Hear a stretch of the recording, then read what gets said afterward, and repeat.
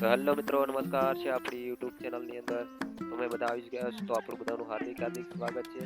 મિત્રો, આપણા મિની વ્લોગની અંદર બન્યા રહેજો. આપણે આજે રસોડામાં કંઈક નવું બનાવીએ છીએ તો જોવામાં તમે જોઈ રહ્યા છો મિત્રો, આ રીતે કંઈક આપણા સમાજની અંદર વાનગીઓ બનાવવામાં આવી રહી છે. આ જે વાનગી છે તમને સામે દેખાઈ રહી છે, આ વાનગીનું નામ છે ચોખાના ઢેબરા.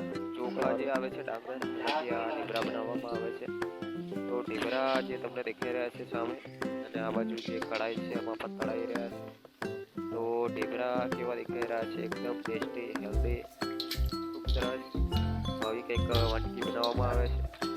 તો આ જે ઢેબરા છે ચોખાના લોટના બનાવવામાં આવે છે, અને આની અંદર પણ તો ખૂબ સરસ એવા ઢેબરા છે જે મહેમાન ગતિ છે કરે, એટલે મહેમાનોને જમવા માટેના છે.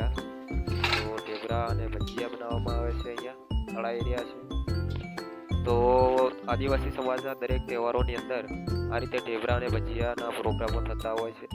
તો મિત્રો, આપણે જે રીતે આ ઢેબરા જોયા, તો ફાઇનલી મિત્રો આપણે જે રીતે અહીંયા જોયું કે ઢેબરાનો જે પ્રોગ્રામ હતો આપણે જોયો, ખૂબ સારી એવી વાનગી હતી. તો ફાઇનલી આપણે હવે વાડીની અંદર આવી ગયા છે. તો વાડીની અંદર તમે જોવો છો તો પાછળ જે લીલોછમ નજારો દેખાય છે એ બંટી છે, ભેંસોના ઘાસચારા માટે ખૂબ સરસ એવી બંટી વાવેલી છે. તો આપણે અહીંયા જોઈએ તો ત્યાં નજીકમાં એક કૂવો દેખાઈ રહ્યો છે. કૂવો પાણી છે એની અંદર, તો આપણે જોઈએ કેટલું છે પાણી. સૌરાષ્ટ્રમાં જોઈએ તો પાણી બહુ તળિયે હોય છે, પણ અહીંયાના કૂવા તમે જુઓ તો પાણી અહીંયા ખૂબ ઉપર છે. અહીંયા તમને પાણી પણ દેખાઈ રહ્યું છે. ખૂબ સરસ એવું પાણી છે, ચોખ્ખું પાણી છે, મીઠું પાણી છે. અને પેલી જે ડંકી દેખાઈ રહી છે પણ એ ડંકી વડે અહીંયા સિંચાઈનું પાણી અહીંયા કરવામાં આવે છે ખેતી કામમાં.